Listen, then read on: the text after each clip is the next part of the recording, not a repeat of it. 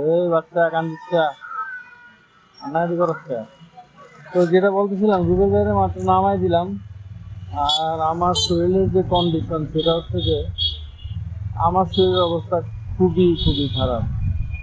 বুকের নিচে মানে বুকের নিচে মাঝখানে পেটের দিকে ভালো ব্যথা, আর হচ্ছে শরীরটা এত বেশি ইচিং করতেছে, মানে অস্বস্তি লাগতেছে। মানে এরকম হয় না 10-15 দিন গোসল না করলে যেমন অস্বস্তি লাগে, এইরকম অস্বস্তি লাগতেছে।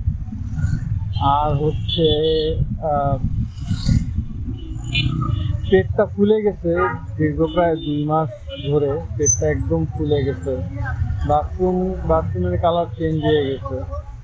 তারপর একদিন তো ইউরিনে কালার দেখি যে একদম ডার্ক, অনেক বেশি ডার্ক, মানে চকলেটের মতো ডার্ক চকলেটগুলো আছে না ওইরকম। তো সব কিছু হিসাব মিলাই যেটা দেখলাম, আমার একবার জন্ডিস হয়েছিল, হেপাটাইটিস ই ভাইরাস, এটাকে বলে মাইট্রা জন্ডিস। তো এই সময় যখন আমার স্ট্রেসটা ছিল হচ্ছে বিলিরুবিন ছিল 12 থেকে 13, আর আমার এই জন্ডিসটা বোঝা যায় নাই, কারণ এটাকে বলে মাইট্রা জন্ডিস। তো মাইট্রা জন্ডিসে যখন কিছু বোঝা না যায় তখন তো বোঝার উপায় নাই। তো একদম মানে খবর হয়ে গেছে। আমি ইভেন মামাকে হচ্ছে বড় ডাক্তার মবিন খান, লিভার বিশেষজ্ঞ, ওনার কাছেও আব্বা নিয়ে গেছিল। তো উনি এমনি সিমটমসের কথা, ওনার কাছে যাওয়ার সিস্টেমটা হইলো আগে একটা ডাক্তারের সাথে আর কি কনসাল্ট করে, ওই ডাক্তার সিমটম জিজ্ঞেস করে, এটা জিজ্ঞেস করে, সেটা জিজ্ঞেস করে। তো আমারও সব জিজ্ঞেস করছে, আমি বলছি না না না কোনো কিছুই না, কোনো কিছুই না। তখন মবিন খানের ভেতরে যখন রুমে ঢুকছি, তো উনি মানে আমার আম্মা কেমনি বুঝছিল, আম্মা বুঝছিল হচ্ছে আমার আসলে বমি হয়েছিল। তো বমি করা দেখে আম্মা বুঝা ফেলছে যে এটার তো অবস্থা ভালো না, এটার তো মনে হয় জন্ডিস টন্ডিস হয়ে গেছে, তাড়াতাড়ি ডাক্তার কাছে নিয়ে। তো বমি হওয়ার কারণে আর কি আমি খাবার রাখতে পারতেছিলাম না। তো এখনও এই স্টেজে এসেও দেখি আমার বমি বমি একটা ভাব লাগতেছে, জানি না আসলে কি হয়। আল্লাহ তাআলা হায়াতের মালিক, মৃত্যুর মালিক। তো এখন তো আর এক সময় আমি অনেক উল্টাপাল্টা চলছি, উল্টাপাল্টা জিনিস মানে আছে না, ইয়াং বয়সে কত কিছু খায় না, আমি সেই লেভেলে চলছি উল্টাপাল্টা। তো কিডনি, লিভার এইগুলোতে ঝামেলা হওয়াটা খুব স্বাভাবিক। সবচেয়ে ভয়ের ব্যাপার হলো যে প্রস্রাবের কালারটা খুব ডার্ক হয়ে গেছে না, ওইটাই। এই জন্য আমি খুব পানি খাইতেছি, কিন্তু সকালবেলা আসলে ভালোই হলো হইতেছে। তো মাইট্রা জন্ডিস হলে তো লিভারে হিট করে, তা আমার মনে হয় লিভারে হিট করে ফেলছে, আর এটা খুব খারাপ দিকে যাইতেছে। এখন ভাই কী করবো, এখন যে অবস্থা, ব্যাংকে ঋণ হাজার হাজার টাকা, যদি ডাক্তারের কাছে গিয়ে টেস্ট করে ঘরে বসে থাকি তো বোঝে 1.5 মাস 2 মাস ঘরে রেস্ট নিতে হইব বা ভর্তি হইতে হইব। তো এই হচ্ছে অবস্থা। তো এখন পেটটা ভালোই ব্যথা করে, আর একটা মানে অস্বস্তি, ওই আগের যে অস্বস্তি এটা আবার লাগতেছে।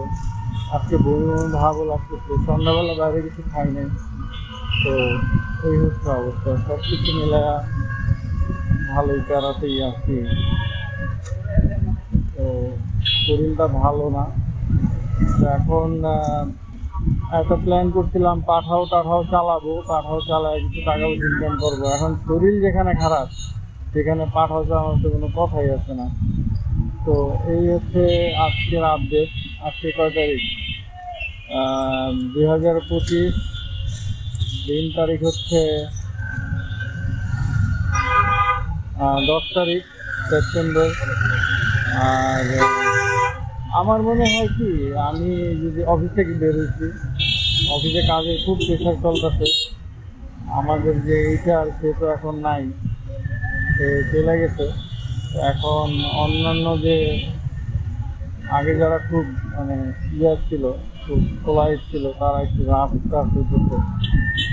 জানি না, একটু ব্যাপারে কথা বলতে চাই না, কারণ স্যার হচ্ছে আমার খুব মহব্বতের একজন মানুষ। তারপর সময় উপকার করে গেছে, চাকরি করতেছি, বাকিটা জানি না। তো যেটা বলতেছিলাম, পেটে ভালোই ব্যথা, পেটটা ফুলে গেছে, তাও প্রায় 2 মাস 2.5 মাস ধরে পেট ফুলে গেছে। আরে ভাই মজার কথা কই, গোপন কথা কাউকে কইতে হয় না, কিন্তু এটা মানুষের জানা উচিত। আমার মনে এটা একটা শিক্ষামূলক ঘটনা হইবে। ঘটনাটা কি, আমি ওই ফেসবুক, ইউটিউব এইসবে দেখতে মানে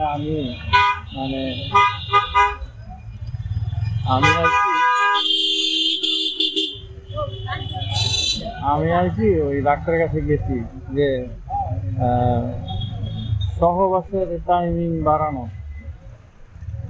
এটারে আর কি এমনি বলে আর কি, সহবাসের টাইমিং বাড়ানো। অনেক ভালো ডাক্তার, অনেক চিকিৎসা আছে, অনেক সুন্দর। এখন আমরা যে দেশে বাস করি, এই দেশে পর্ন অ্যাভেলেবেল। এখন এই দেশে আমরা স্কুলে বড় হয়েছি, স্কুল কলেজে পড়াশোনা করছি, তো আমাদের এই সমস্যা হইবই, এটা স্বাভাবিক। আর যাই হোক, এটা মানে শিক্ষণীয় কথা কইতাছি। তো আমি ডাক্তারের কাছে গেছি, তো উনি আমার কিছু ওষুধ দিচ্ছে। ওষুধগুলো ভালো, কিন্তু সাথে সে আমার এই ওষুধের সাথে ইসিজি এগুলো টেস্ট দিচ্ছিল, আলট্রাসোনোগ্রাফি খুব সম্ভবত।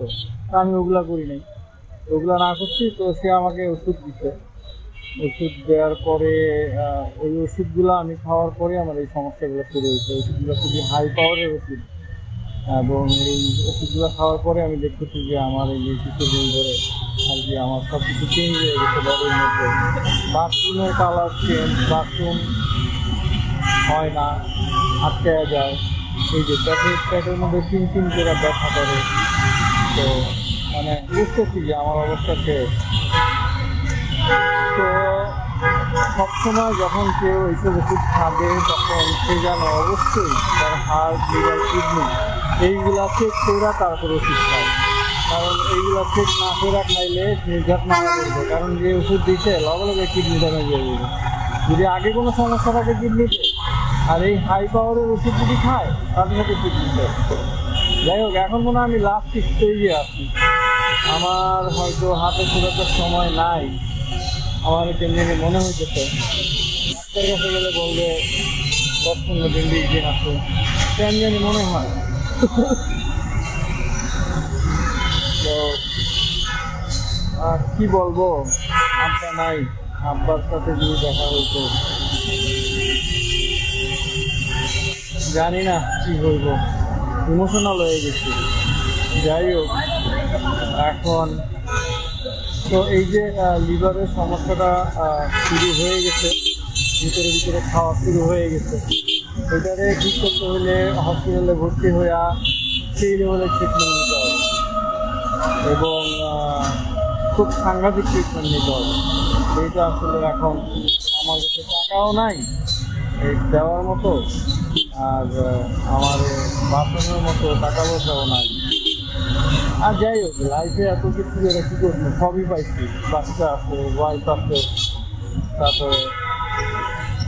তারপরে হচ্ছে মা আছে, বোন আছে, ভাই আছে, সবই তো আছে, নাই কি, সবই আছে, তাই না? তো ভালোই তো চলতেছে, কী বলো? তো এখন মরে গেলে যেটা সবচেয়ে বড় আফসোস, আল্লাহ যখন ফেরেশতারা যখন হয় শিখাইব, মান দীনুকা মান রাব্বুকা মান হাযা রাসূলুকা মান কি জানি নবিয়ুকা, তোমার দিন কি, তোমার রবকে, তোমার দিন কি, তোমার রাসূলকে। ভালো মানুষ হলে উত্তর দিতে পারবো, ভালো মানুষ না হলে তার উত্তর দিতে পারবো না। তো জানি না, আল্লাহ তাআলার কাছে মাফ করে দিচ্ছে, আল্লাহ যেন মাফ করে দেয়।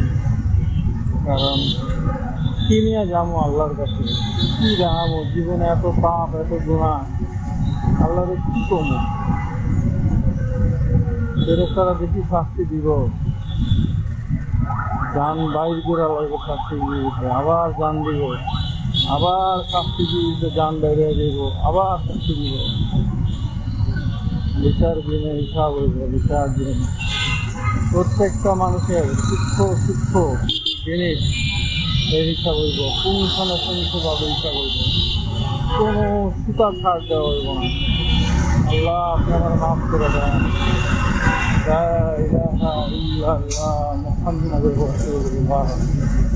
একটা কালিমা আছে যেটা বললে সমুদ্রের পরিমাণ, আল্লাহ রাসূল বলতে কেউ যদি যুদ্ধের ময়দান থেকে পলায়ন করে, দ্যাট মিনস ওই সময় যুদ্ধের ময়দান থেকে পলায়ন করা ছিল একটা কবিরা গুনাহ। তো ওইখান থেকেও কেউ যদি পলায়ন করে, কেউ যদি এই দোয়া পাঠ করে, আল্লাহ তাআলা তাকে ক্ষমা করে দিবেন। এই জ্যামটার কথা বলছি, সাংঘাতিক লেভেলের জ্যাম, রাস্তাঘাট থেকে। যাই হোক, তো যেটা বলতেছিলাম এই হচ্ছে অবস্থা। তো বমি আমার হওয়ার একটা আশঙ্কা দেখতেছি, ফিল করতেছি বমি হবে। এটাই হচ্ছে লাস্ট স্টেজ অবধি। যদি রক্ত বমি হয়ে যায় তাহলে তো বোঝা গেল যে হ্যাঁ চ্যাপ্টার ক্লোজ। আর যদি এমনি বমি হয় তাও বুঝতে হবে যে লিভার আর নিতেছে না জিনিসটা।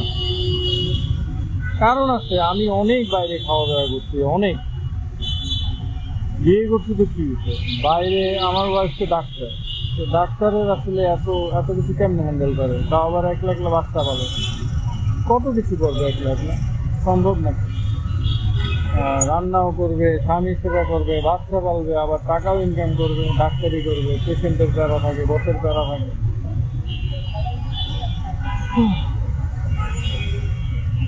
তো চলে আসছি কাজীপাড়া, গলা অলরেডি শুকিয়ে গেছে ভয়। কারণ আজরাইল আলাইহিস সালাম কীভাবে আর কি ইয়ে করবে, জানটা কবজ করবে, আর আমি কতটা কষ্ট করে মারা যাব আমি জানি না। আমি মারা যাওয়ার পরে সন্তানের কী হবে আল্লাহ দেখে রাখবে। বুঝিয়ে ওর তকদির তো লেখা হয়ে গেছে, কী হবে করবে। যেমন আমার মৃত্যু লেখা হয়ে গেছে।